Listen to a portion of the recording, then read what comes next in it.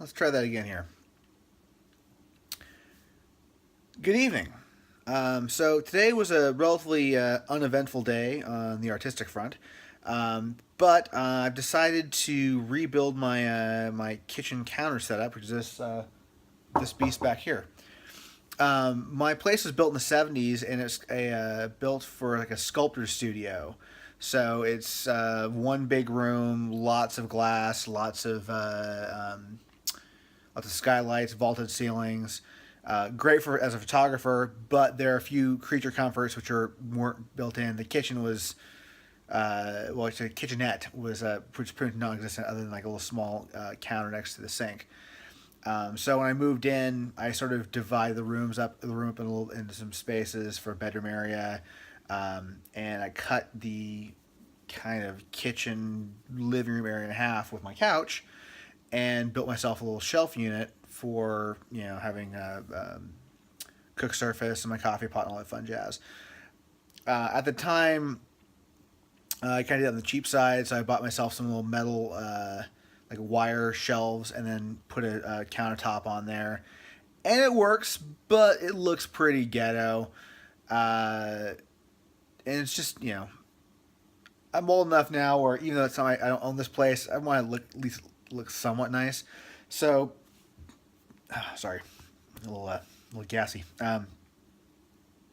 So today I went and picked up a bunch of materials to basically build legs and shelves for my little countertop, and I'm gonna redo that as well. Uh,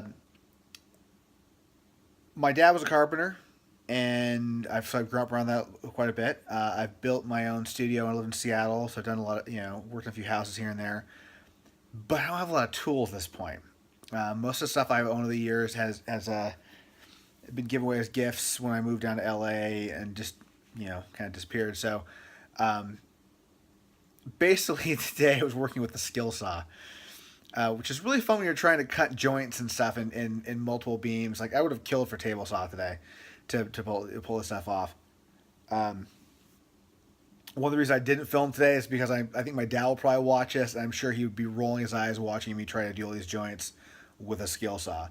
Now, my dad could pull that off with a skill saw. As he likes to say, it's got skill in the name, and if you're good with it, you're good with it. Myself, not so much. I made a couple pretty asinine cuts. I had one post next to the other post. I was using to line up my cuts and cut from one right to the other one. Um, so that one's gonna be in the back. Let's see, hidden away.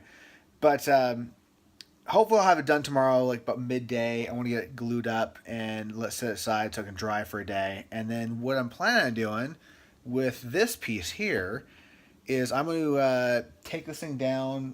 Probably use it as a shelf piece because it's the same size material as the rest of it.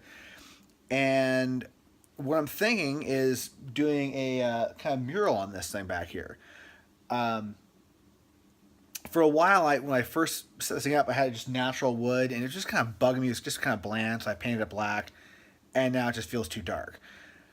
And I ran across on the YouTube video people who are doing like wood transfers with prints done on a laser printer, like for photos, and it looks really really cool. Not that I'm much of an arts and crafts kind of guy, but I think it'd be kind of neat to put one of my pieces of work up, but not a straight like printed photo hanging on the wall kind of thing. So I'm still debating what I want to put here, but I have a really cool skyline I took when I was in Japan a couple years ago. It was like I did a pano shot with my Sony just when I got it out of the hotel room.